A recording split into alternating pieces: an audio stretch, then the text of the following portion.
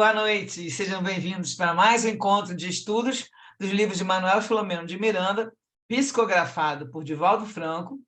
Nós estamos estudando o livro Perturbações Espirituais, é o terceiro livro da série Transição Planetária. E hoje será o capítulo 2, que se chama Planejamento Socorrista. Bom, nós estamos aqui sempre querendo agradecer a participação de todos que participam ao vivo ou assistem depois pelo canal do YouTube, Leitura de Livros Espíritas. Toda terça-feira, após 21 horas, o vídeo é publicado no canal. Nós somos um grupo de estudantes da doutrina espírita, estamos aqui para refletir juntos sobre os ensinamentos dos livros. Peço agora que vocês desliguem seus microfones para que a gente possa fazer a oração inicial e a gente comece o estudo. Então, vamos elevar nossos pensamentos em direção ao Pai e a Jesus, nosso irmão maior. Mestre Jesus, rogamos seu amparo para os propósitos de bem servir. Estamos aqui reunidos para mais um encontro de estudos sobre a vida espiritual, a doutrina espírita e o seu evangelho. Que possamos estar receptivos à inspiração dos teus mensageiros e que os ensinamentos desse livro possam iluminar nossos caminhos, facilitando assim a nossa evolução. Pedimos então, Senhor, sua proteção e auxílio para iniciarmos as atividades da noite de hoje. Graças a Deus. Vou desligar um negócio aqui. Tá? E vamos partilhar o texto. Vamos lá. Capítulo 2. Planejamentos socorristas. Estava achando que não estava aparecendo, mas está aparecendo, né? Bom, nós terminamos o capítulo 1, quando o Miranda estava terminando uma reunião e foi chamado para continuar em outra sala para outra reunião, com aquela mentora que estava lá dando a mensagem no capítulo 1. Então, nessa reunião, eles iam apresentar para eles os projetos para as atividades que iam fazer na crosta do planeta, né? E a mentora falou com esse grupo. Agora já era um grupo um grupo menor, mais seleto, né? E a mentora vai falar: não ignorais que a mansidão e a misericórdia serão sempre os nossos instrumentos de estratégia fraternal. Agredidos e desafiados, conforme ocorrerá, mantereis a irrestrita confiança naquele que preferiu a desonra à defesa inútil, a morte infamante, a permanência na injúria e na covardia. Diante da crueldade e da perseguição inclementes, permanecei tomados pela misericórdia e ternura. Evitai os pensamentos reacionários, porque estaremos num imenso campo de lutas, além das formas, em batalhas vibratórias. Nenhuma vulgar e chocante provocação, por mais grave que seja, poderá ser respondida sob a ação do melindre ou da reprimenda como forma de reação. Preparados pelo sentimento de piedade, compreendendo-lhes a loucura, usareis sempre os recursos psicoterapêuticos do entendimento, de tal forma que eles não disporão de forças para o prosseguimento nas agressões terríficas. Em qualquer circunstância, vede neles os irmãos infelizes que vos cabe amparar. A atual situação é resultado do rancor de antigos inquisidores, suas vítimas, judeus e muçulmanos, que permanecem em região de inomináveis sofrimentos. Abrigaram-se em cavernas sombrias do próprio planeta, onde instalaram o antirreino do bem, e acolhem fanáticos e criminosos de desalinho mental, portadores de elevado nível intelectual, mas pobres do sentimento de amor. Essas cavernas, não sei se vocês lembram, quando a gente estudou o livro no Rumo do Mundo de Regeneração, eles contaram que eram umas cavernas profundas dentro, né? A parte de baixo da Terra. São locais que as pessoas, lógico, não acessam, porque é local plasmado, né? É um local que é espiritual mesmo. Então, eles ficam nesses locais e nós já estudamos que já estão sendo recolhidos, né? Esse ano de 2020 mesmo, o Miranda contou que começaram a levar pedaços desses locais, dessas trevas, esses locais sombrios, nas trevas, né? E levando para o planeta primitivo, onde estão sendo exilados.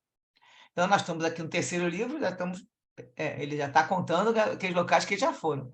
Redutos de trevas e ódios, cresceram em número e periodicamente atacam a sociedade terrena. Impõem o pavor, especialmente nos períodos de acontecimentos funestos, quando se utilizam dos conflitos gerais para intrometer-se na população e gerar mais terríveis sofrimentos. Dizem-se justiceiros, encarregados de ser a chibata da divindade aplicada no dorso das criaturas que necessitam de correção. Desempenharam papel relevante durante o nazismo, especialmente no que se refere ao Holocausto judaico, e agora atacam frontalmente o mestre nas células espíritas, de modo que muitos danos levem à desistência os convidados para o banquete da nova era, que são os espíritas, né? Somos os espíritas que estão seguindo bem a doutrina. Tem-se interferido, né, aqui no caso, em diversas instituições em razão de alguns aventureiros que aderem ao pensamento espírita, mas não à sua conduta. Esses sempre encontram erros em tudo, são impelidos a apresentarem modificações na estrutura da doutrina, tentam ridicularizar os amantes da verdade, que são denominados ortodoxos e fanáticos, ultrapassados e antiquados. Atribuem-se valores que não possuem, arregimentam outros sofredores descontentes que se encontram em busca do prazer e mascaram-se de trabalhadores do bem. São ardilosos e foram fanáticos pelas tradições da igreja decadente da época em que viveram. Sabiam que eram criminosos pelos atos praticados, mas se acreditavam merecedores do reino dos céus. Igual algumas seitas aí que eles fazem as coisas erradas, mas acham que vão, quando morrer, vai para um céu com, né, com 70 virgens e outras coisas. Então, aqui também eles sabiam que eram criminosos, mas ficam no desequilíbrio, né, e acreditavam merecedores do reino dos céus. Mas, após a desencarnação, ao enfrentar a própria consciência em conflitos inenarráveis, porque passam por períodos de sofrimento, né, eles bloquearam o pensamento e a razão. Então, aquilo ali fica embotado, fica completamente sem equilíbrio. Então, bloqueiam o pensamento e a razão. Asfixiaram o raciocínio e construíram torpes personas a que se submetem sonhadores e cruéis. Então, eles inventaram uma realidade paralela, eles se transformam na mente deles em outras pessoas e ficam ali achando, sonhadores, e ficam achando que eles estão certos. Mas eles estão com medo, porque eles sabem que não poderão continuar na situação em que se comprazem, em função das leis soberanas da vida, de que ninguém pode fugir. No fundo, eles sabem que a lei divina não é essa. Refugiados nos seus quartéis de sombra e dor, onde vivem como senhores absolutos, comandam verdadeira legião de adeptos que lhes atendem às ordens e realizam os escabrosos desejos. Então, esses adeptos, além de serem desencarnados, também são encarnados. São pessoas que estão ligadas pela mesma vibração. Então, aqui está falando dos dois lados. Que aí eles utilizam aqueles encarnados que também já estão com uma vibração baixa, né, inferior, para poder fazer os desejos e fazem com que eles obsediem outras pessoas para eles, né? Serão, portanto, esses irmãos infelizes e os tradicionais inimigos de Jesus que estão hoje voltados contra o mestre de amor e que, ao verem a transformação que se opera na Terra, o anúncio dos futuros dias da regeneração do planeta, eles infestam a sociedade com a luxúria, o desperdício, a insensibilidade e o desrespeito aos valores enobrecidos. Certamente não são responsáveis pelos descalabros de toda a ordem que hoje dominam os arraiais terrestres, mas, especificamente, além de contribuírem para a alucinação generalizada, dedicam-se com especial rancor à guerra contra os espíritas, que para eles devem ser dizimados, afastados das trilhas da caridade e atirados aos abismos do prazer, da negação e das obsessões. Utilizam-se dos demônios internos das criaturas, que seriam nossas chagas morais, e atacam com as suas influências pestíferas, e tudo procuram consumir em tormentos depressivos generalizados e transtornos agressivos pelas drogas e paixões inferiores. Vão inspirar isso tudo na pessoa, a depressão, né? Do uso da droga e essas paixões inferiores. Inspiram ondas de terrorismo, de guerrilhas e de guerras, como vem ocorrendo. Unem-se aos grupos extremistas de outras doutrinas religiosas e políticas, bárbaras e impiedosas. Aderiram às organizações judaicas, algumas suas vítimas antigas, nessa tremenda onda contra o Cristo e a sua doutrina. E, enlouquecidos, pretendem instaurar na Terra o reino do terror. É um momento muito sério, que exige esforços hercúleos e dedicação quase exclusiva de todos aqueles que são afeiçoados ao bem, em todas e quaisquer das suas manifestações. Então, esse aviso aqui é parágrafo aqui, é para nós. Uma veneranda instituição terrestre vos servirá de abrigo por 40 dias, quando trabalhareis sob comando de nossa esfera e dirigidos pelo nobre cristão, Dr. Adolfo Bezerra de Menezes Cavalcante, que seguirá convosco. Munivos de humildade real e revestivos da couraça da oração, a fim de poderdes enfrentar a situação com os sublimes instrumentos da caridade em todos os momentos, a fim de preparardes o advento dos porvindouros dias de edificação superior e de paz que todos necessitam no planeta amado. Outros grupos estão sendo organizados, a fim de atenderem ao apelo dos servidores do bem, nas diversas áreas do comportamento humano.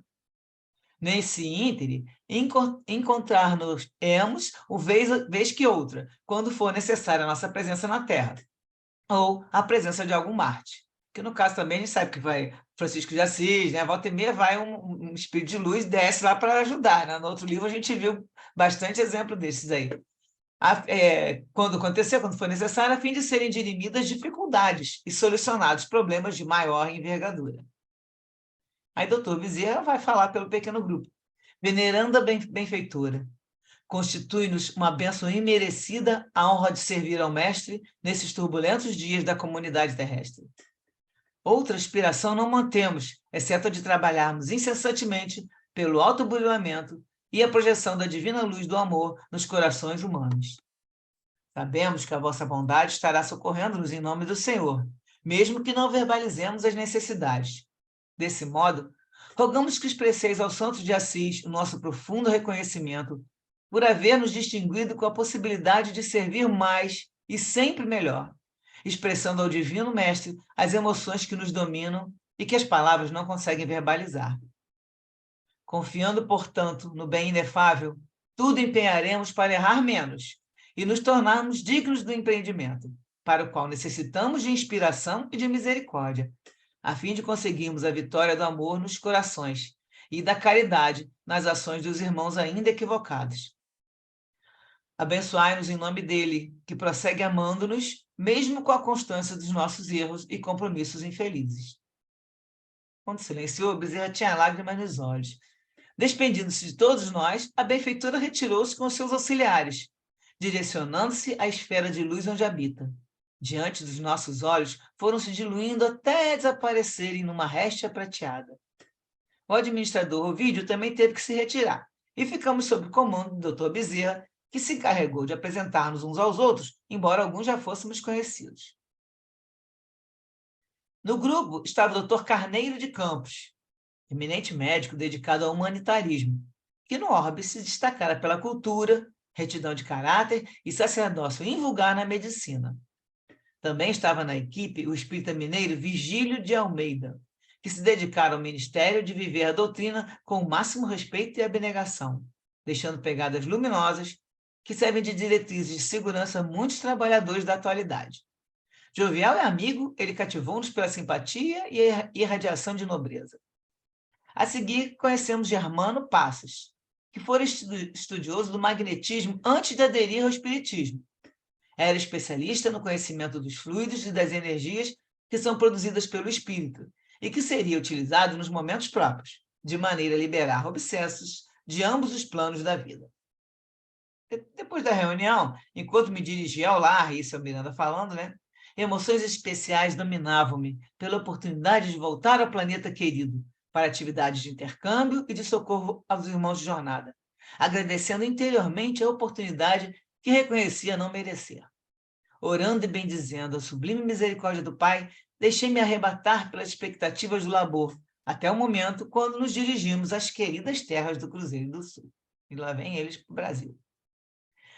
Chegando à crosta terrestre, observava a cidade grande e tumultuada com a movimentação das pessoas agitadas.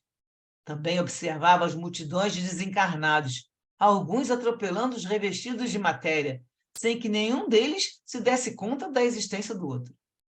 Espíritos doentes e alquebrados, que formavam grupos de desalentados, perturbadores e zombeteiros em correria inquietante, perseguidores inclementes imantados às suas vítimas em intimidade psíquica e física, e nobres entidades que edificam o bem e protegem aqueles com os quais mantêm afinidade em perfeita identificação vibratória. Cada um desses que ele está falando estavam em perfeita identificação vibratória, tanto os espíritos inferiores quanto os espíritos das nobres entidades.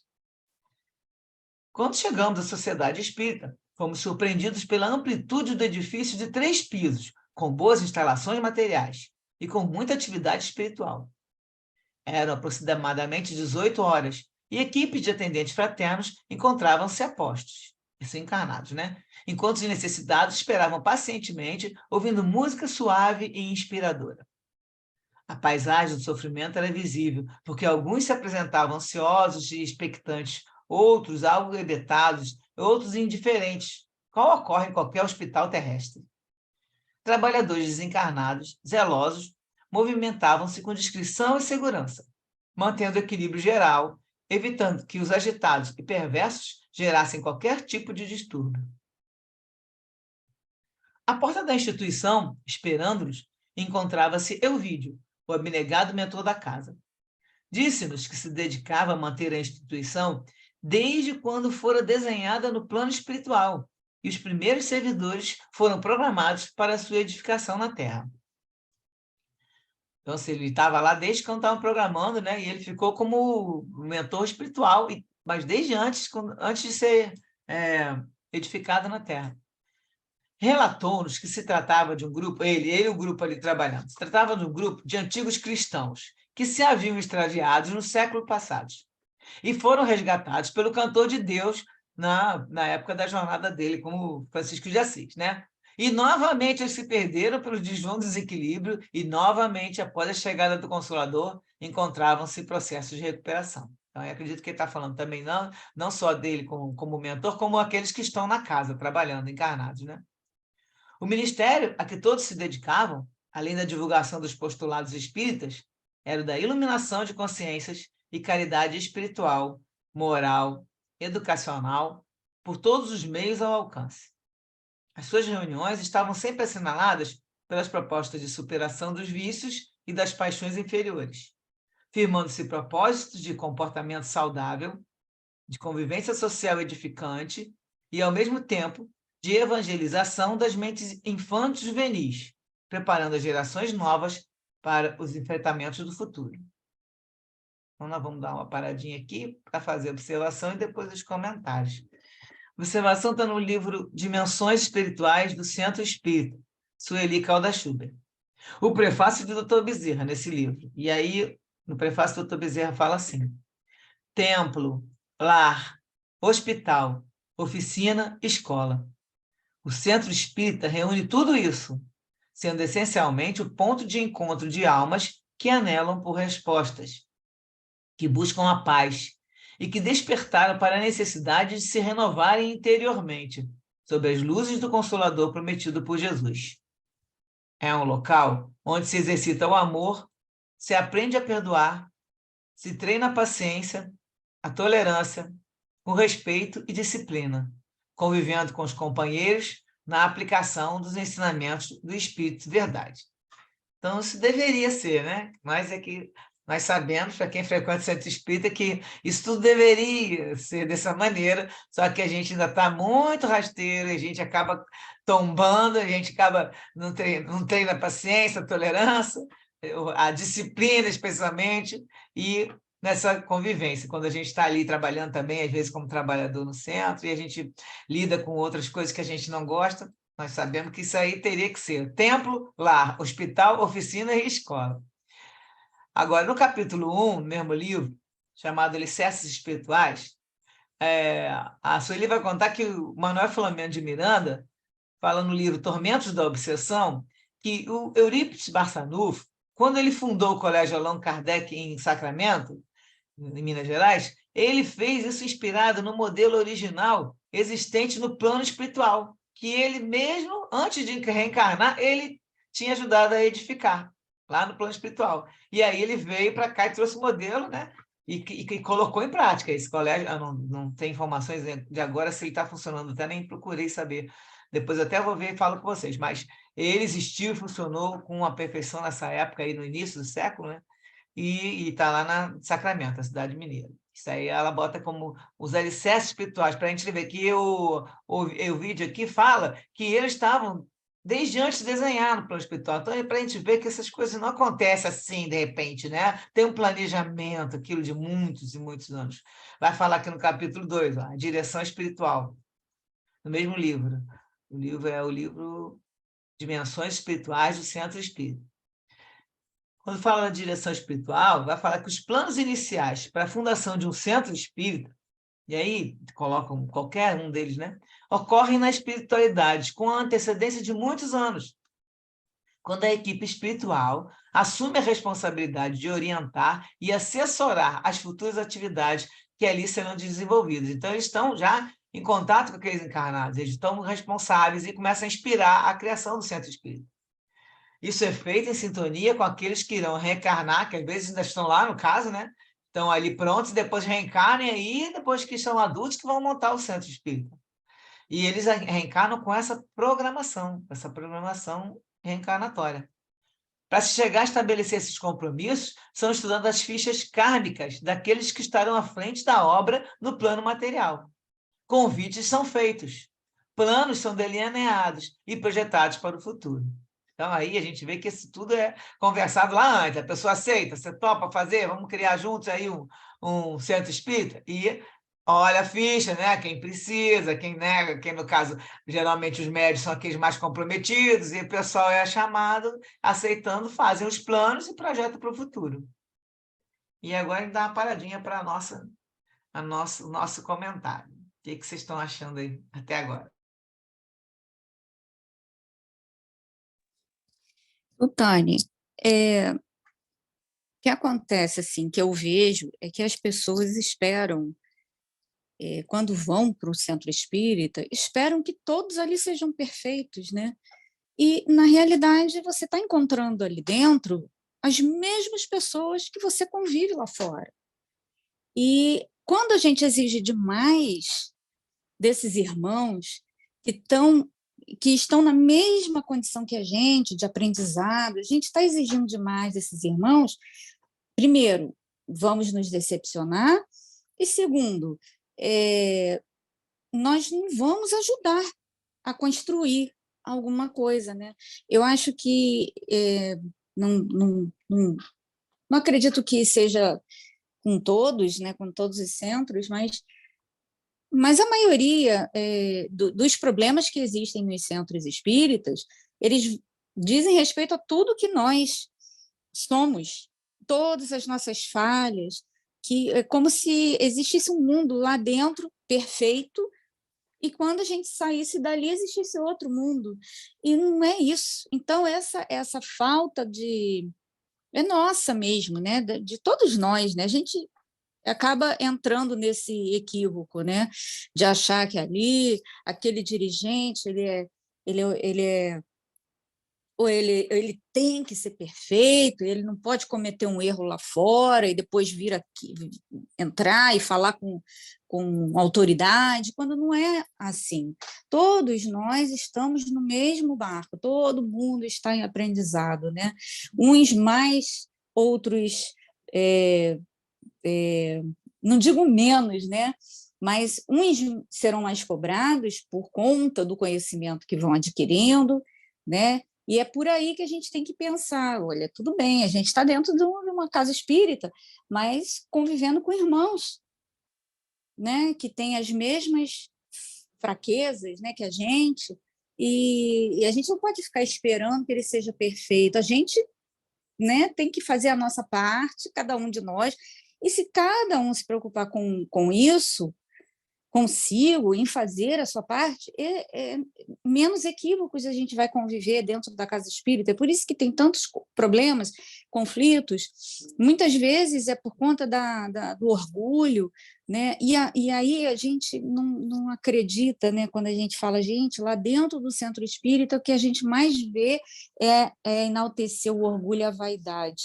né? Porque está todo mundo ali sendo cobrado, né? Todos nós ali, seja a assistência, seja os médiuns, seja os dirigentes, os voluntários, todos estão comprometidos ali com um bem maior, com um projeto, né, de melhoria de todos ali, trabalhadores. E não só daqueles que vão visitar a casa. É para todo mundo, o aprendizado é para todos nós. Então, eu acho que a gente deveria ver com mais simplicidade as coisas, sabe? Chegar com tranquilidade, entendendo que aquele irmão que está ali na direção é um irmão que está numa condição semelhante à nossa, ele não é superior, ele não é inferior, né? Para que a gente melhore esse entendimento na casa espírita e não aconteçam essas portas abertas, né, que acabam permitindo que os irmãozinhos equivocados, né, tanto daqui da vida encarnada quanto da vida espiritual, acabem causando conflitos. Né? Eu acho que não é fácil, não, né? Porque isso aí é lidar com o irmão, é lidar com o outro. E lidar com o outro não é fácil, seja dentro da casa espírita ou fora. Né? A gente tem dificuldade com a nossa família, com os colegas de trabalho. Então, eu acho que é por aí, né? A gente entender que todo mundo está no mesmo barco querendo melhorar. Né? E se todo mundo pensar assim, menos conflitos a gente vai presenciar, né? E não é fácil. As casas espíritas são muito atacadas. As casas religiosas, de uma maneira geral, elas são muito atacadas, né? Quando elas começam com o projeto de fazer o bem, né, de espalhar esse bem, essa coisa começa a funcionar, aí é que vem, né, o ataque das sombras, né, e tal, e a gente tem que ter esse cuidado, perceber que a gente é falho, para que a gente não tropece. E se a gente tropeçar, a gente vai levantar, vai erguer a cabeça e vai começar de novo, né, sem frustrações. Eu acho que a dificuldade está aí, né, na gente entender que nós somos todos irmãos e todos nós estamos sujeitos, né? Por estarmos no mundo de expiações e de provas, todos nós estamos sujeitos às intempéries, né, da vida. E aí a gente treina, né, essa coisa do aperfeiçoamento moral, interior, para que a gente melhore e cada vez a gente, cada vez menos a gente possa cair em erro, né? Não quer dizer que a gente não vá cair em erro, mas, enfim, é isso. Mas vê que a benfeitora, o recado que ela dá para eles, ela está dando recado para a turma do Miranda, do Bezerra, para lidar com os desencarnados que estão revoltados, certo? Só que todo recado que ela está dando serve para todos nós, porque ela pede que diante de qualquer provocação e tudo, a gente tem que permanecer tomado pela misericórdia e ternura. Então, isso aí, para a gente manter essa vibração, já é um sufoco. Aí evitar os pensamentos reacionários, também não reagir, nem pensamentos também de querer. O reacionário aí tem dois sentidos, né? Tem a parte racional e tem a parte de você também reagir. Porque ela visa, e nós estamos aqui também no mesmo jeito, num campo com batalhas vibratórias. Nós estamos sujeitos o tempo todo à vibração desses irmãos que estão desequilibrados. Tanto os desencarnados quanto os encarnados, gente. Porque parar para pensar, nós estamos num momento difícil do mundo todo, que dirá no Brasil.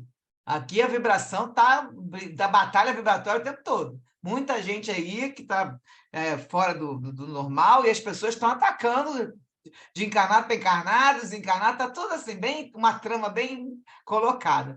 E ela fala: nenhuma provocação, por mais grave que seja, pode ser respondida por ação de melindre ou de reprimenda como forma de reação. Então, a gente não tem que ficar melindrado. É porque a Carla mesmo falou, o orgulho já faz com que você Mas quem é fulano para falar isso? Então, eu fiz isso, por que não estão dando valor? A pessoa, ela fica com uns pensamentos não cristãos, né? E aí ela aceita a provocação e pronto, dá um melindre e resolve sair, não vai mais fazer o trabalho voluntário, e aí se afasta das pessoas. Isso acontece toda hora, a gente sabe, nós temos exemplos vivos no dia a dia. E aí nós temos que estar preparado com sentimento de piedade, no sentido de aqueles irmãos que você vê que estão mais desequilibrados, que não estão, que estão bem perturbados, com pensamentos perturbadores, a gente olha para eles e tem que ter o nosso jeito de se proteger. Você tem que estar também se fortificando para se proteger. Só que tem que olhar para a pessoa e ver que ela não está no seu normal, ou se ela nesse momento se desequilibrou, e não atacar. Nós temos que ficar sempre com esse pensamento. Aí ela vai falando que eles todos, esse pessoal que está atacando a gente com muito ódio, muitos É a anos, vigilância, né? então, A a nossa vigilância. vigilância. E aí a É. gente tem que ficar se mantendo nessa vibração, a vigilância dos seus pensamentos, mas também aquele lance. A gente se protege como? Orando, vigiar, orar. Porque eles vão atacar, vão fazer com que a gente entre, né, no insensibilidade, respeito de valores. Aí ela deu vários exemplos aqui, querendo se atirar nos abismos do prazer, na negação, e aí você abre, e eles atacam lá no que ela chama aqui de demônios internos, que são nossas chagas morais, e eles vão atacando devagarzinho, levam a pessoa para depressão, ou ela entra para droga, aquele negócio. E eles vão inspirando só, aí ela dá o recado. É um momento muito sério. Nós precisamos de esforços hercúleos e dedicação quase exclusiva. Então, ou seja, para pensar que durante o dia inteiro você vai ter que várias vezes ao dia se respirar fundo, sair daquela sintonia, daquela vibração negativa que está aparecendo, um pessimismo, um desespero, qualquer pensamento que não te traga alegria, felicidade, ele já não está, e aí você pode confiar. Eu estou pensando que estou pensando isso, alguém está colocando aqui na minha cabeça. E você faz aquela mudança, aí faz uma oração, pede uma ajuda, pede o seu mentor da guarda, o seu guia, e, no caso, você vai mudando a sua vibração, não abre a brecha. E aí, no caso, eles estão se juntando, foram para esse novo local agora, né, que vai trabalhar, nós vamos ver daqui a pouco, vai entrar aí uma pessoa que está também desequilibrada, obsediada, só que o Miranda fala, está cheio de gente andando com seus amigos do lado, né? E a maioria que ele colocou é espírito perturbador, zombeteiro, gente que está imantado, que já está com aquele perseguidor, com ódio de outras existências. Só que também tem pessoas que estão em perfeita sintonia vibratória com novas entidades, porque estão mantendo aquela afinidade. Então, é aquele lance, vigia o seu pensamento, que você vai atrair e vai manter perto de você espíritos mais superiores. A partir do momento que você começar a pensar coisas negativas, pessimistas, vibração inferior, não tem como um espírito superior ficar ao seu lado. Ele não fica perto. Você tem o livre-arbítrio. Então, você está escolhendo se manter naquela vibração, eles te inspiram, vamos sair, coisa e tal. Você insistiu, então quem vai chegar mais perto é a galera que está na mesma sintonia. É ali perfeita identificação vibratória. E aí ele conta lá que já chegou, tem muitas pessoas, né? E vai mostrar para a gente essa história da programação já ter sido feita há muito tempo. Alguém quer comentar mais uma coisa nesse trechinho? Ou tem alguma dúvida? Eu queria falar muito rapidamente.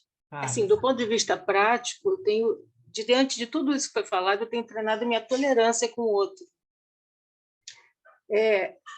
Pouco discutir, orar, compreender o estágio que ele possa estar.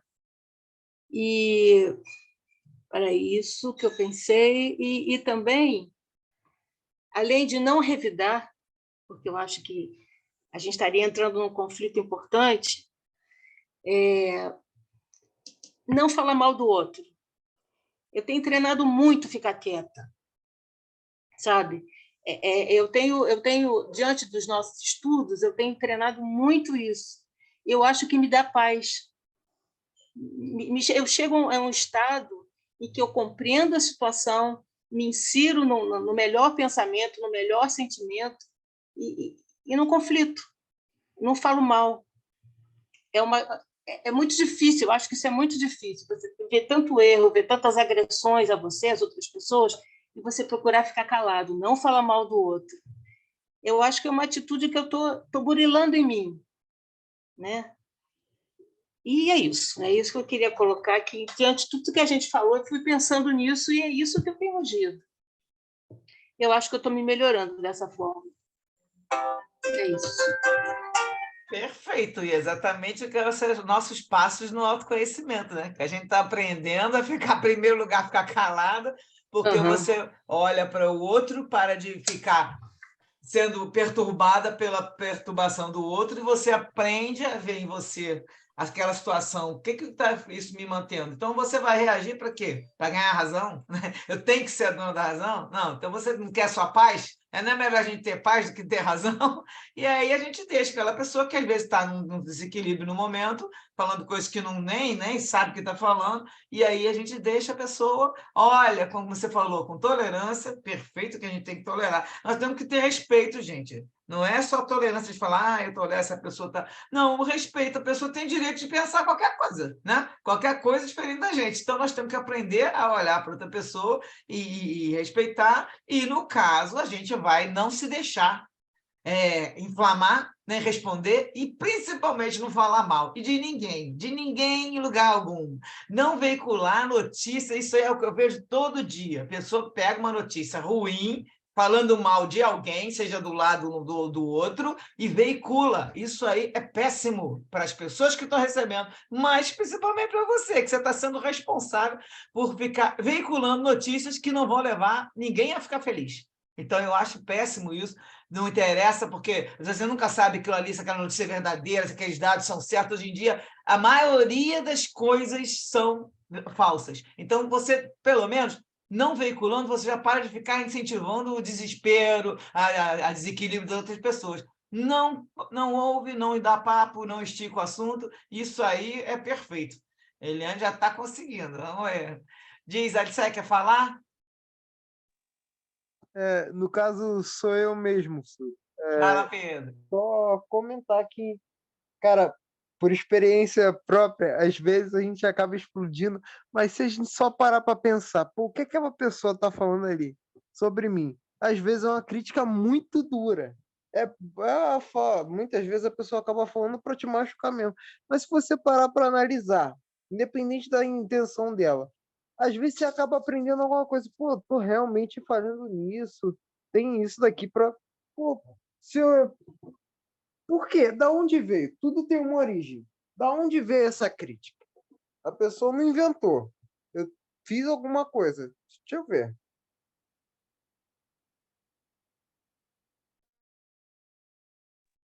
E no caso, a gente tem que também sempre ver isso aí. O que a gente pode aprender, né? Aprender com o próximo. No caso, se a pessoa está falando alguma coisa, você vai para pensar, será que eu tenho isso mesmo? Porque os amigos não falam com a gente tem de ruim, não. Costuma, né? Todo mundo é amigo, mas os que não são muito amigos, a gente costuma falar de coisas que você tem que parar para pensar, será que eu sou assim mesmo? Será que eu faço isso? Porque, na verdade, como a gente falou, ninguém é perfeito e todos nós temos nossos erros, nossos tropeços. Então, vamos parar para pensar alguma coisinha você a gente pode modificar ou não, porque não custa parar. Agora, a gente não pode se afetar, ficar mal porque uma pessoa está agredindo, e aí você reagir da mesma maneira, ou seja, você está numa batalha vibratória, você vai entrar na vibração da pessoa e você vai se afetar. E aí não faz bem algum, né? Bia, quer falar? Né, muita questão do conhece a ti mesmo, né? A gente está o tempo todo ligado, opa, o que eu estou pensando, o que eu estou sentindo, como que eu vou reagir, como que eu vou, né? Se eu tiver que falar alguma coisa para uma pessoa que está me agredindo, né? O que eu vou falar? Então, é todo um exercício, né? Eu também estou muito na vibe da Eliane, me policiando quando vem as provações, né? Mas é realmente muito difícil, né? E pior quando a carapuça cai, né? Como o Pedro falou. Aí é bom que a gente reflete, epa, estou fazendo isso mesmo, né? Eu tenho que me policiar nesse sentido. Então, é um exercício diário e não é fácil, né? A gente sabe, né? Como espíritas. Aí, como espíritas, aumenta ainda mais a nossa responsabilidade, né? Exatamente. Então, muita fé no caminho. Muita força, muita paz e muita serenidade para poder seguir em frente. Pois é. Vamos seguir, então, no texto? apesar que o texto não é muito grande, mas aí depois a gente comenta mais. Então, aí, continuando, aquele mentor do centro onde eles estão, essa instituição, continuou falando. A existência física, sem o conhecimento do espiritismo, é um grande desafio, pela falta de equipamentos iluminativos. E sem esses equipamentos, permite que brote a ignorância, predomine o egoísmo, desenvolva-se um anseio doentio pelo prazer e pelo ter, distantes do transformar-se para melhor, por falta de meta psicológica de sentido profundo, capaz de resistir aos embates do cotidiano. Aos multidões aturdidas que se entredevoram na competitividade doentia, na animosidade contínua, no desinteresse pelo ser espiritual que são, resultam invariavelmente do desconhecimento e desvinculação com o programa da imortalidade e a visão clara da transitoriedade carnal.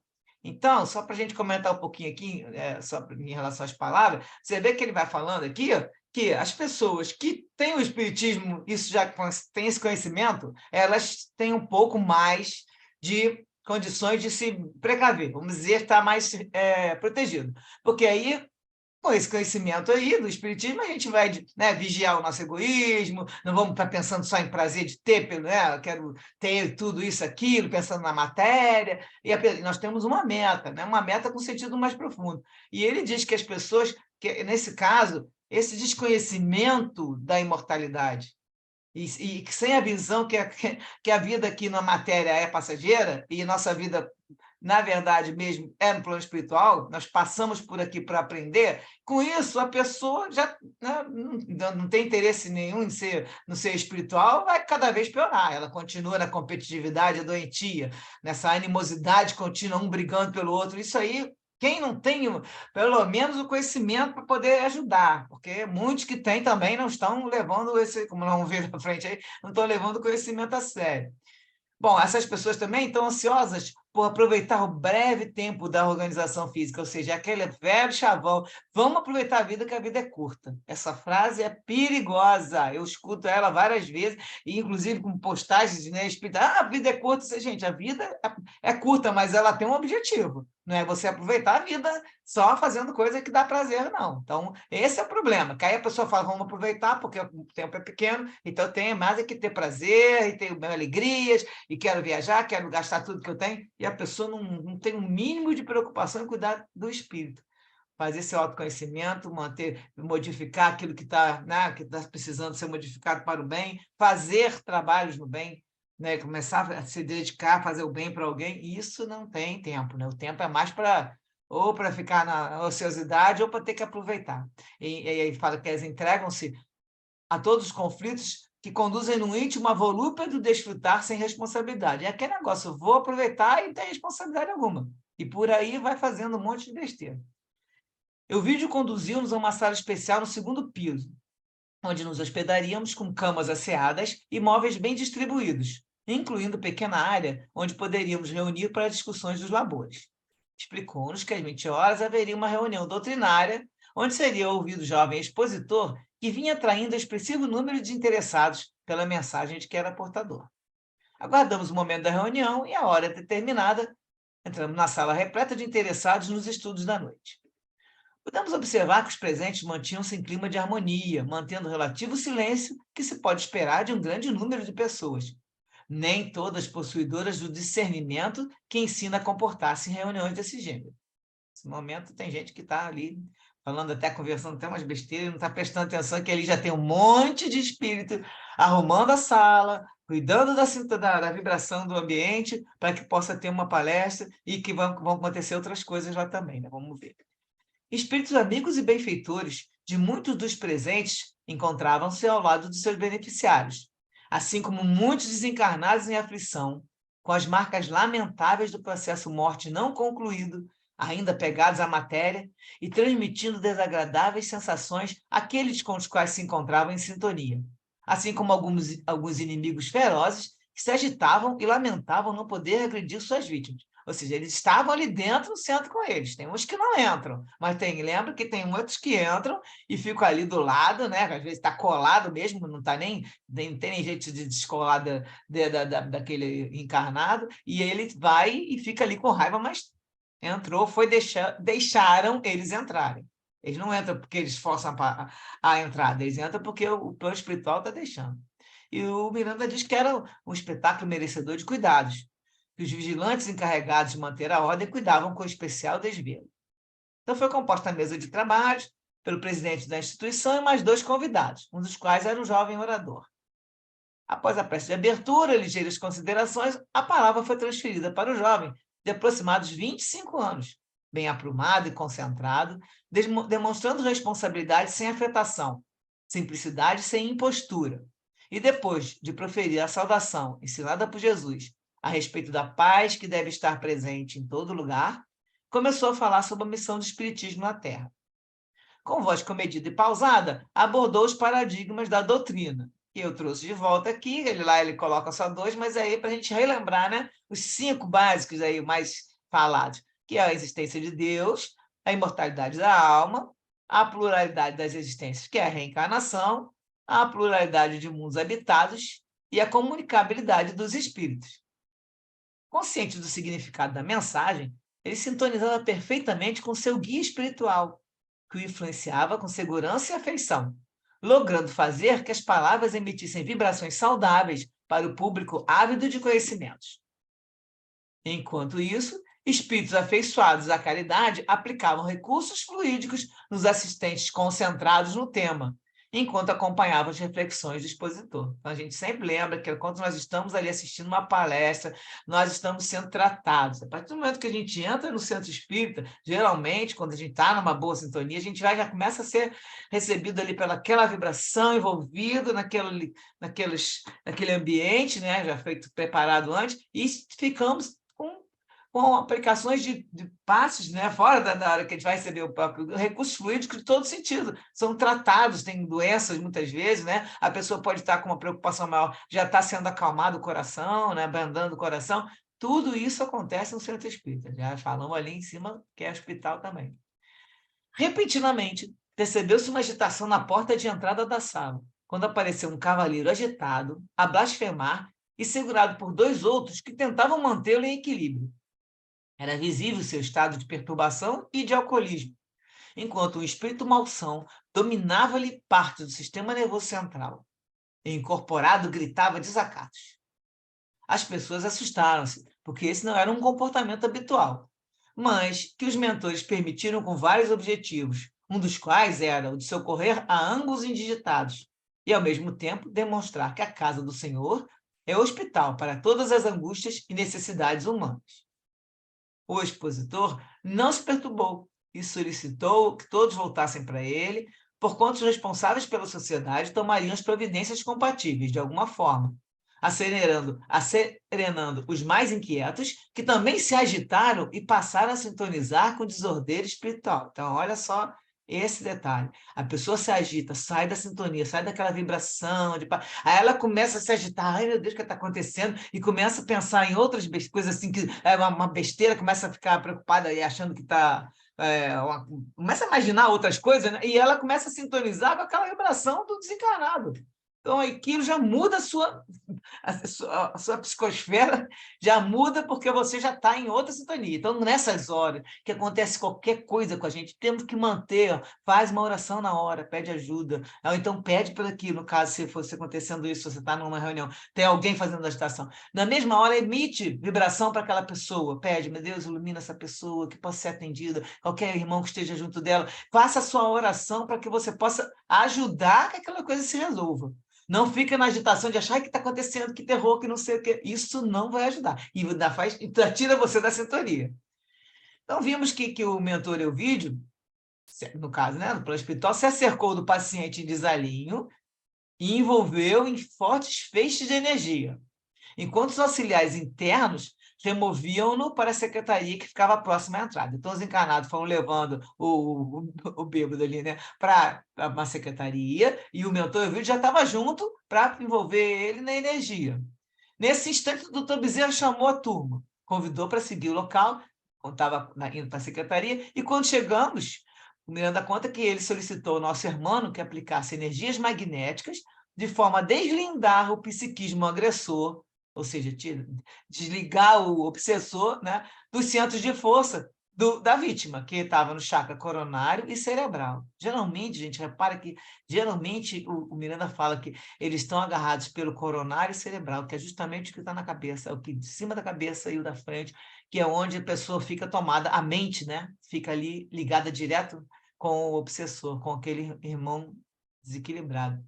E conseguiram, né, deslindar ele em breves momentos dessa ação que o Germano foi fazendo, aplicando as energias, que é especialista ali, né, o magnetismo e tudo. Ele estudou essa parte. Então, livre dessa injunção constritora, o paciente pareceu ser acometido por um desmaio. É sempre assim, né? A gente fala, quando desliga o obsessor, a pessoa meio que desmaia aqui no plano físico, mas ele estava amparado, né, pelos dois ali, os encarnados. Então, ele abriu os olhos, atordoado, procurou se recompor, embora ainda tivesse alcoolizado, né? Então, tivesse com os efeitos no seu organismo.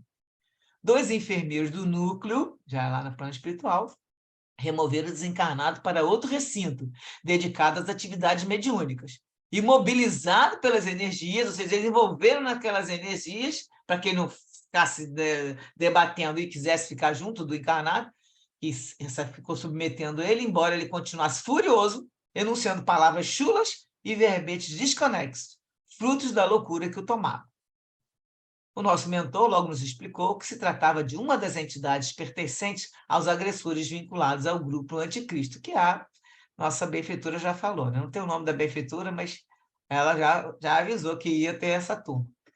Bom, sem haver se permitido perturbar, o orador utilizou-se do incidente para abordar o paradigma a respeito das comunicações espirituais. Então, ele já colocou ali, aproveitou o exemplo e falando sobre a mediunidade, né? Explicando que tal vida, tal morte, e que cada qual desperta além da cortina de matéria, conforme a conduta que manteve durante a viagem corporal. Nós saímos daqui, somos a mesma pessoa, a gente vai lembrar de tudo.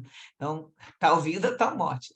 Ele explicou o fenômeno com naturalidade, demonstrou que as interferências espirituais ocorrem dentro de faixas próprias de vibrações mentais e morais. Então, essa interferência sempre chega de acordo com o nosso imã. Você está ali irradiando aquilo, vai receber essa vibração para ficar junto de você. Por isso que a importância, a gente sempre fala, está na vibração mental e moral baixa, inferior, vai atrair vibração, espíritos desencarnados do mesmo, então encarnados também, né, que a gente sabe, mas do mesmo nível de vibração. E o orador conclamou os ouvintes a mudança de comportamento e a vigilância. Daí nós falamos toda hora, vigiar os pensamentos e mudar o comportamento, a parte moral, né? Porque muitos males que a todos afligem têm as suas raízes no mais além, onde se cruzam as ondas dos pensamentos que produzem sintonias por equivalência de onda. Então, você está numa onda de uma vibração, vai entrar com a outra, colou, atraiu e pronto, eles vão estar na mesma sintonia. E ele chamou a atenção, aproveitou aquela situação ali que aconteceu para explicar que estava acontecendo isso, na sintonia, né? Ele teve o cuidado de esclarecer que todo aquele que se entrega ao dever e ao bem experimenta o divino amparo, e que a ocorrência daquela natureza era permitida na instituição com o objetivo de demonstrar que os dons espirituais, ou seja, a mediunidade, são inerentes a todos os indivíduos, mais influentes nos do que nos outros. Em referência àquele fenômeno, o mesmo teria ocorrido com permissão dos guias espirituais, a fim de advertir os desavisados e confirmar a realidade das comunicações. Ao mesmo tempo, o mistério da caridade socorrista a ambos enfermos, o encarnado e o adversário desencarnado. Transcorridos 50 minutos, encerrou a bela e coerente palestra e agradeceu as bênçãos recebidas. A seguir, a reunião foi encerrada, vários presentes procuraram as salas para receber passes, outros para atendimento fraterno, outros mais para conversação edificante, banhados pelos muitos benefícios espirituais que lhe foram proporcionados. Os 2 cavalheiros que seguravam o enfermo espiritual explicaram a razão de haverem conduzido desesperado àquela instituição em vez de um hospital, porque perceberam que não se tratava de um transtorno emocional, mas de uma injunção espiritual, e pediram desculpas pela ocorrência desagradável. Foram tranquilizados pelo diretor, que demonstrou perfeita compreensão da ocorrência, pelo diretor espiritual, né? E explicou que aquela é uma das finalidades das instituições espíritas, atender os sofredores e, especialmente, os portadores de obsessões. Bom, é 8h30, eu achei que talvez não desse tempo, eu vou ler um trechinho aqui, uma referência, só para a gente ter alguns exemplos do lance, no caso aqui de obsessão, no livro Dramas da Obsessão, de Ivone Pereira, o espírito Bezerra de Menezes vai falar aqui, primeira parte, vai contar uma historinha, né? Eu vou passar a historinha aqui, um resumo, para que a gente veja mais um exemplo. Bom, a personagem tem o nome Leonel, que estava tendo algum trabalho ali para desobsessão para ele, né? E aí a Ivone recebeu uma carta solicitando auxílio para uma família, a família de Leonel, que estava passando por dolorosas provações e solicitava ajuda. Antes mesmo que a Ivone lesse a carta, o Dr. Bezerra já estava informado do caso, porque uma entidade espiritual chamada Esther, de aspecto angelical, o havia procurado, dizendo que fora ela quem inspirou a pessoa para escrever a carta a Ivone Pereira, visto estar ligada aos obsessores de Leonel e a ele próprio por laços espirituais seculares. Essa Esther estava ligada a esses obsessores que estão com a família do Leonel. E por isso estava rogando auxílio ao Bezerra. Havia uma família composta pela mãe, pai e 3 filhos. O pai e uma filha haviam se suicidado, e os outros 2 filhos estavam tentando suicídio também. Dr. Bezerra pede a 2 espíritos amigos de caráter nobre que o auxiliavam para que visitassem a residência dessa família, para verificar o que estava acontecendo. Chegando em casa, verificaram que naquele lar havia uma família de espíritos composta do pai e 3 filhos, vestido ainda com trajes judeus. Esses espíritos que estavam obsediando a família e tinham por objetivo fazer com que todos se suicidassem. Esses 4 espíritos judeus se apresentavam, a aparência deles era com traços de tortura e vários sofrimentos. Unhas esmagadas, sangrando, dentes arrancados, pulsos retorcidos, as solas dos pés queimadas a ferro incandescente, exibindo assim as marcas de cruel tortura. 400 anos que aconteceu. Há 400 anos que estavam desse jeito. Quem eram esses espíritos? Timóteo, o pai, né, no caso dos três espíritos, era um rabino judeu estabelecido em Portugal, onde teve 3 filhos varões. Sua família, por possuir bens valiosos, sofria perseguição dos inquisidores da igreja. Era a época do rei de Portugal, Dom João III.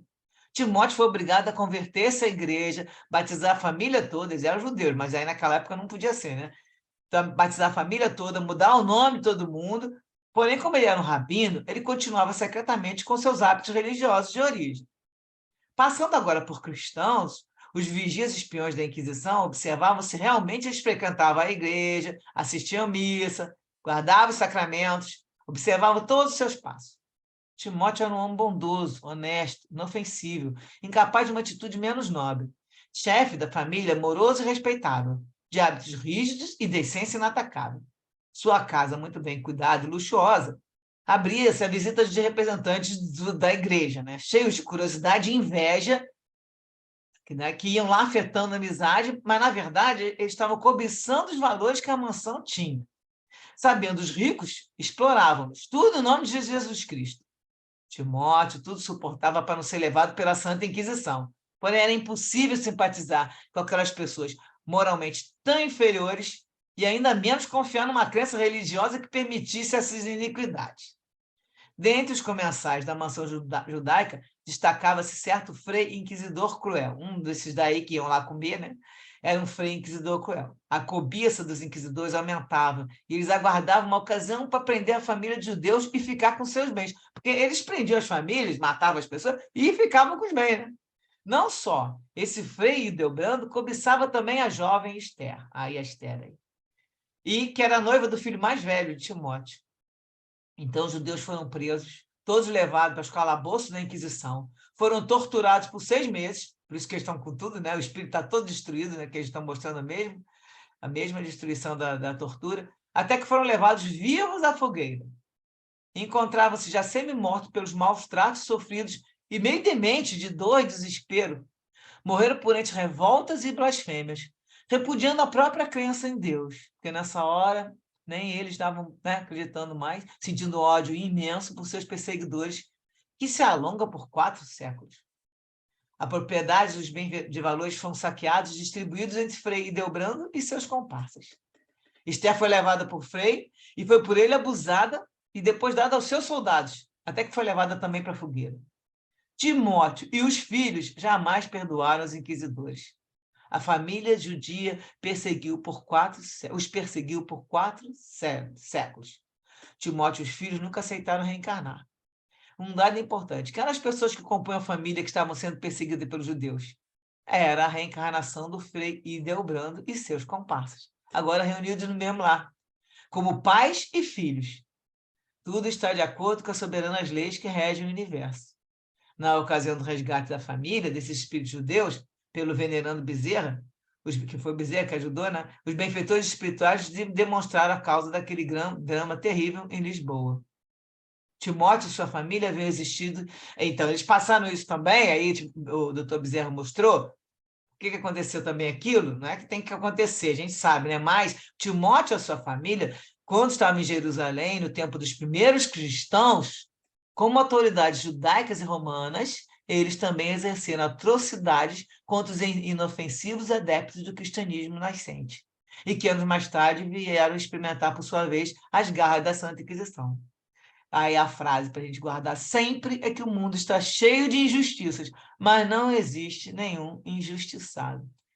A gente tem que lembrar sempre disso, que a gente fala, meu Deus, quanta injustiça. Mas não é para a gente falar, mas a pessoa está lá, tem mais o que sofrer, porque já deve ter matado alguém na outra vida. Não é isso, gente, lembrar. É porque a gente tem que ver que esses exemplos existem. E aí, no momento que a gente está vendo uma injustiça, podemos fazer alguma coisa para ajudar? Então vamos lá e a gente ajuda. A gente tem que sempre diminuir o sofrimento do próximo. Agora, uma pessoa que está passando uma situação, e aí estava falando, ele era um homem bom e tudo, mas na hora do final ele transformou, ficou com ódio, né? Ficou com ódio de Deus também, que ele já ficou descrente, e ele e os 3, no caso, os 3 filhos, ficaram 4 obsessores em cima da família, que eles não aceitaram reencarnar. Tu vê que quando a pessoa quer fazer parte dessas turmas, que aí a benfeitora falou também, né? Que estão há séculos nas trevas, eles ficam. Só que vai acontecer um momento, que vai ter que ter um momento, né? E vai chegar, nem que seja levar eles, cortar um pedacinho onde eles estão morando e levar eles junto, que eles só vão acordar lá no outro planeta quando eles não têm jeito, não quer melhorar, não quer se modificar daquilo em coração, que eles falam, coração endurecido. É endurecido de uma maneira que não há como convencer. E aí a gente sabe que já teve muito caso, né, nos outros 3 livros que a gente estudou, e a pessoa acaba abrandando o coração, aparece um espírito mais que eles amavam e tudo, e eles conseguem perceber que estão ali insanos, né? Em vinganças insanas. E aí terminamos o capítulo de hoje com mais esse trechinho aí de uma referência que apareceu de ilustração. O que vocês acharam?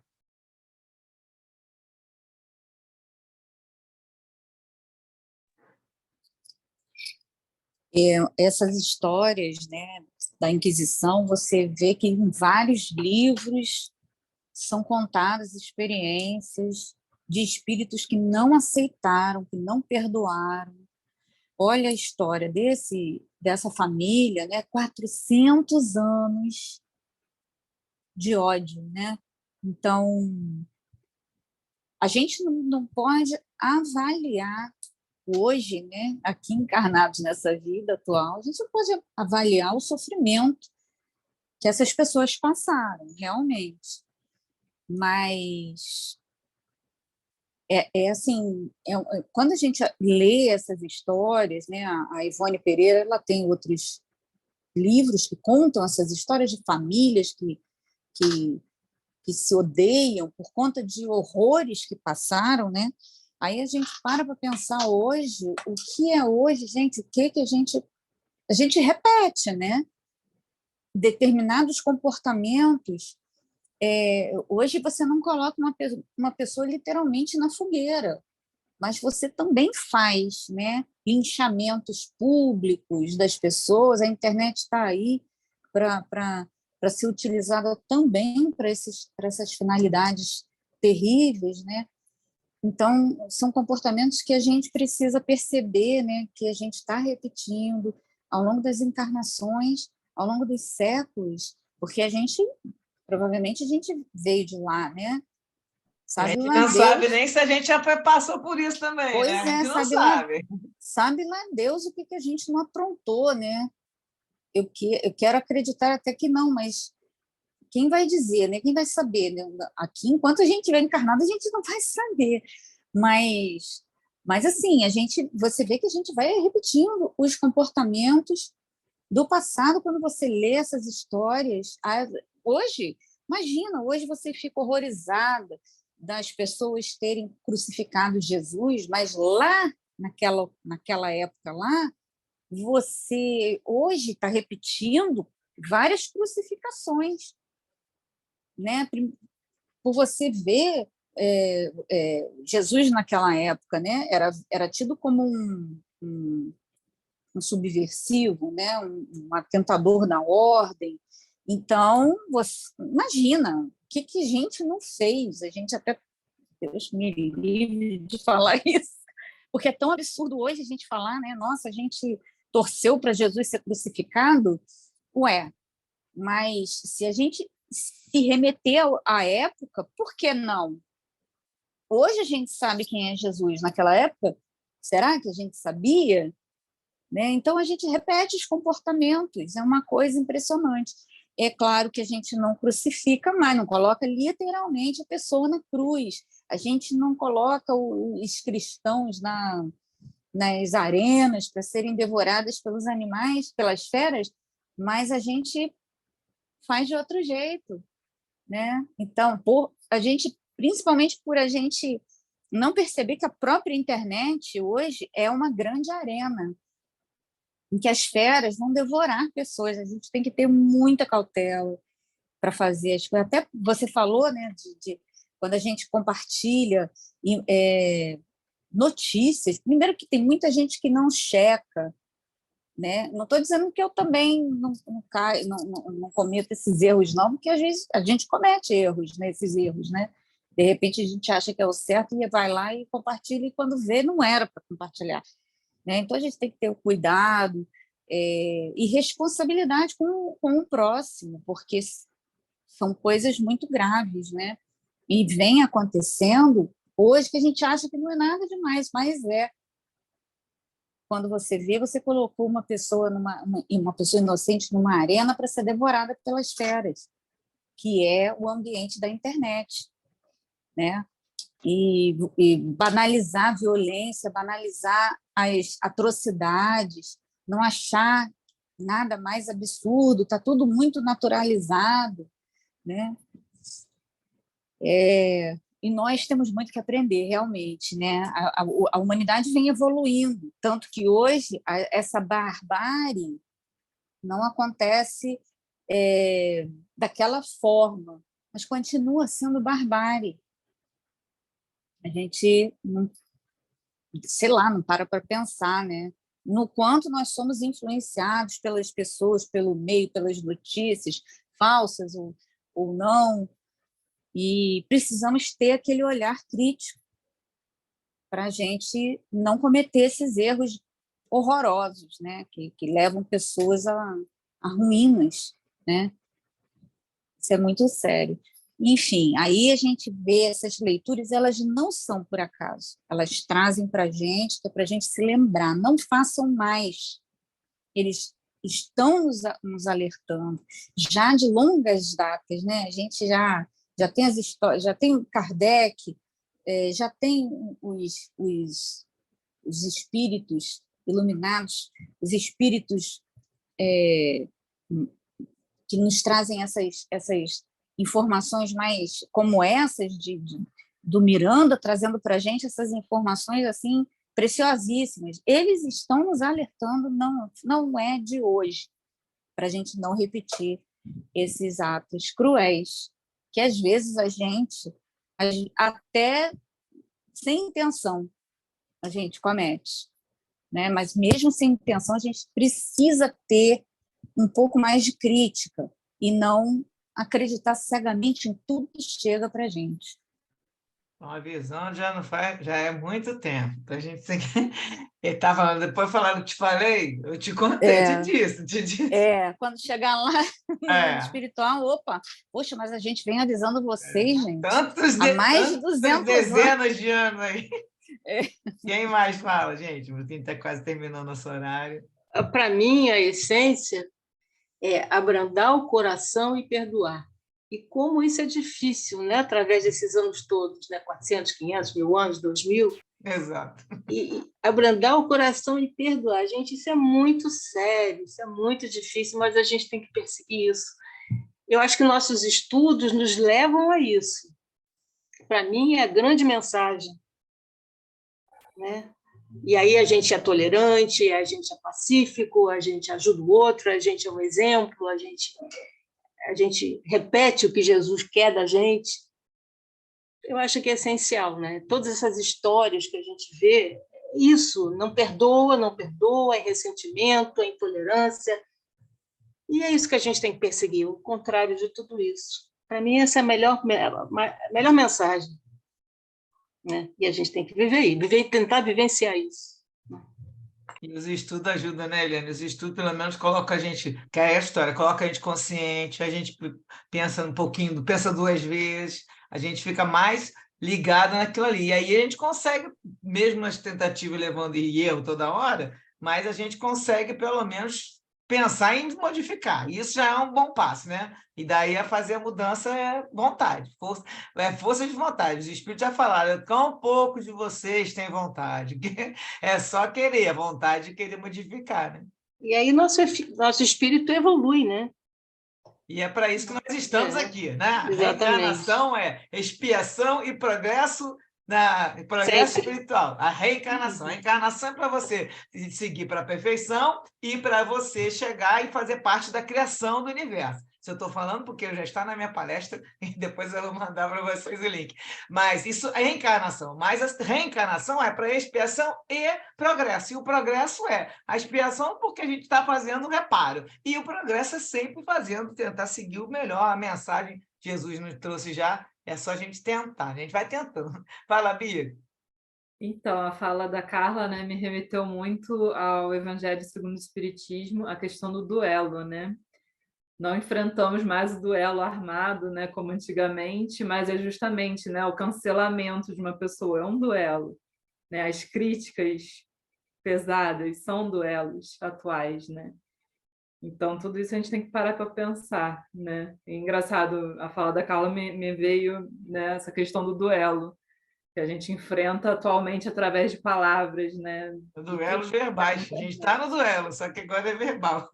Né? E aí é só você não apresentar arma, isso aí fora, porque ele pesado estava a luva na cara do outro, né? Mostra dos filmes desse jeito, e mostrava a arma. É só a gente, quando um não quer, dois não brigam. Esse ditado é perfeito. Se você tomar e reagir, aí você vai entrar numa discussão que não vai te fazer nada, vai te fazer mal. Agora, se você... E é melhor estar em paz do que estar certo, né? Exatamente, e a gente Caso tem que perdoar, porque a gente tem hora que a gente está achando que está sendo agredido, aí você olha e segue, pelo menos vai você se protegendo, porque já que o outro não quer fazer diminuir aquela história, vão abrandando o coração devagarzinho, quando a gente vê que não tem jeito, faz com você, porque nós temos que aprender a controlar nossas emoções, não deixar que o outro faça, que a gente perca, que desequilibre a nossa emoção. Então, nós temos que aprender a viver. Por isso que o autoconhecimento vai fazer com que você tenha essa percepção e você vai controlar a sua emoção. Aí você não vai, não vai querer reagir. Você, quando for reagir, você cala a boca, né? Que a gente já aprendeu lá, que a gente não cala, mas a gente sabe que tem cala a boca, não responde, fica assim. Às vezes a gente tem controle da gente, né? Já do outro a gente não tem. Então, exato. Às vezes fica assim, quando tem uma coisa que estou vendo que não está legal, eu fico assim, cala a boca, não fala nada. E eu fico, às vezes, chega a trancar a boca com a história da água, que o Chico Xavier falou, botar a boca cheia d'água, fecha a boca assim um bocadinho e fico repetindo para mim. Não sei se sou eu ou se é o meu mentor. Não fala nada, fica calada. Aí, pelo menos, eu passo aquele instante. Depois, mas é difícil. A gente vai levando tomba, levando... Como o Pedro já falou uma vez, não é questão de você sair vendo com os tombos, não. É questão de levantar. Vamos levantando sempre. E aí, errou, faz um acerto. É erros e acertos. Já são 10 para as 9, gente. Alguém mais quer falar uma coisa rápida? Que aí a Carlinha entra com a oração final. Pedro, quer falar mais alguma coisa? Vamos para o final? Então, Carla, mete bronca aí agora. Você não fez a oração semana passada, então você vai fazer hoje. É verdade. Então, vamos lá, gente. Senhor Jesus, agradecemos imensamente esse momento de aprendizado, essas mensagens importantes que os Espíritos trazem para nós, que nós possamos ser capazes de levar adiante esses ensinamentos na prática do nosso dia a dia com os nossos irmãos. Abençoe, Jesus, esse nosso estudo e essa nossa jornada, para que nós possamos levar um pouco mais daquilo que a gente pretende para se melhorar. Que assim seja, Jesus. Graças a Deus. Graças a Deus. Graças a Deus. Só vou dar mais um aviso aqui, que eu já falei antes, mas não ficou gravado. Semana que vem, dia 6, a gente não vai ter estudo, vamos voltar no dia 13, tá? Porque dia 6 eu estou preparando outra palestra para outro grupo, então aí, no caso, eu não vou poder ter tempo de preparar o nosso estudo, então dia 6 a gente não vai ter estudo, dia 13 a gente faz o capítulo 3, tá bom? Então, daqui a 15 dias. Um beijo para vocês todos. Boa noite. Beijo, Obrigada, boa gente. noite. Beijo, boa noite. Beijo, boa noite, gente. Boa noite. Beijo. Obrigada. Boa noite, gente. Valeu, muito o estudo. Tchau. Boa noite. Tchau.